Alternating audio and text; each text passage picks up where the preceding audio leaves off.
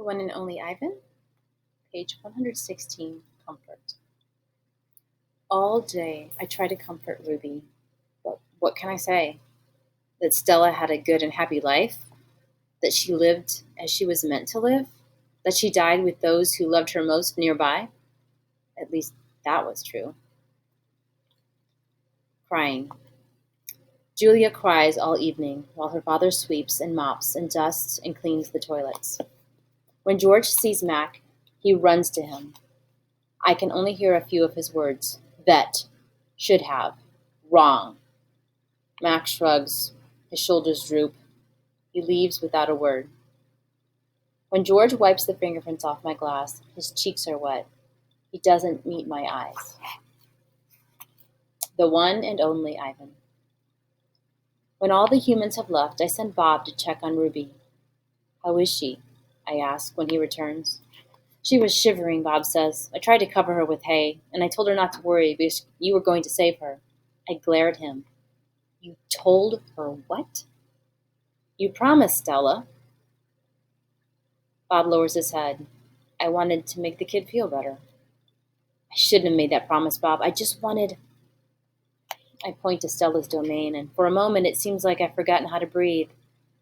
I wanted to make Stella happy, I guess, but I can't save Ruby. I can't even save myself. I flop onto my back. The cement is always cold, but tonight it hurts. Bob leaps onto my belly.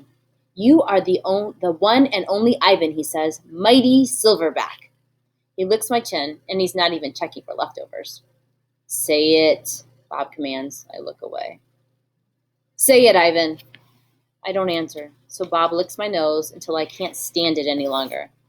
I am the one and only Ivan, I mutter. And don't you ever forget it, he says. When I gaze at the food court skylight, the moon Stella loved is shrouded in clouds. Once upon a time. All night, Ruby moans and sniffles. I pace my domain. I don't want to fall asleep in case she needs something. Ivan, Bob says gently, get some sleep, please, for your sake, and for mine. Bob can't sleep unless he is on my stomach. I hear her stirring. Ivan? Ruby calls. I rush to my window.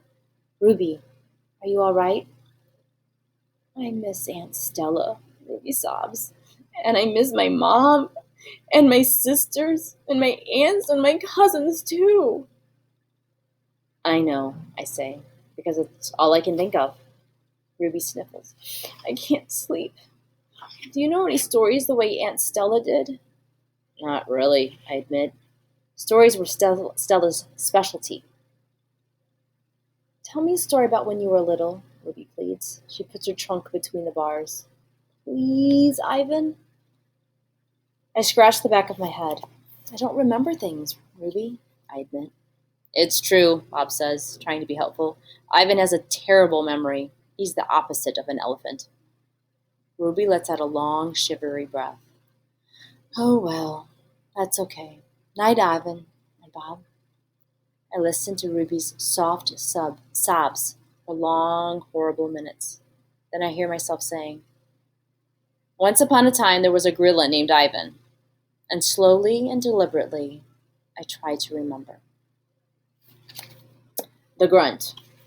I was born in a place humans call Central Africa, in a dense rainforest so beautiful no crayons could ever do it justice. Gorillas don't name their newborns right away, the way humans do. We get to know our babies first. We wait to see hints of what might yet be. When they saw how much she loved to chase me around the forest, my parents decided on my twin sister's name, Tag. Oh, how I loved to play tag with my sister. She was nimble, but when I got too close, she would leap onto my unsuspecting father. Then I would join her and we would bounce on that tolerant belly until he gave us the grunt, the rooting pig sound that meant, enough! That game never got old, although my father might have disagreed. Mud. It didn't take long for my parents to find my name. All day long, every day, I made pictures. I drew on rocks and bark and my poor mother's back. I used the sap from leaves. I used the juice from fruit. But mostly, I used mud. And that is what they called me. Mud. To a human, mud might not sound like much, but to me, it was everything. Protector. My family, which humans call a troop, was just like any other gorilla family. There were 10 of us: my father, the silverback, my mother, and 3 other adult females, a juvenile male called a blackback, and 2 other young gorillas. Tag and I were the babies of the group. We squabbled now and then, as families will, but my father knew how to keep us in line with a simple scowl. And for the most part, we were happy to do what we were meant to do: to feed and forage and nap and play. My father was a master at leading us to the ripest fruit for our morning feast and the finest branches for our night nests. He was everything a silverback is meant to be: a guide, a teacher, a protector. And nobody could beat it like my and nobody could beat chest like my father. A perfect life. Gorilla babies and elephant babies and human babies are not so different, except that a gorilla gets to spend the day riding on his mother's back like a cowboy on a horse. It's a pretty great system from the baby's point of view.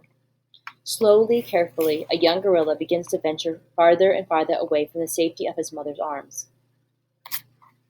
He learns the skills he will need as an adult: how to make a nest of branches, weave them tightly, or they will fall apart in the middle of the night; how to beat your chest, cup your palms to amplify the sound; how to go vining from tree to tree, don't let go; how to be kind, be strong, be loyal.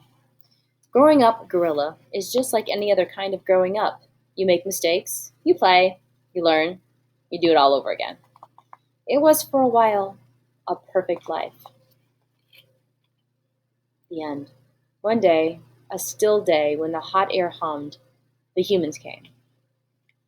After they captured my sister and me, they put us in a cramped, dark crate that smelled of urine and fear. Somehow, I knew that in order to live, I had to let my old life die. But my sister could not let go of our home. It held her like a vine, stretching across the miles, comforting, strangling. We were still in our crate when she looked at me without seeing, and I knew that the vine had finally snapped.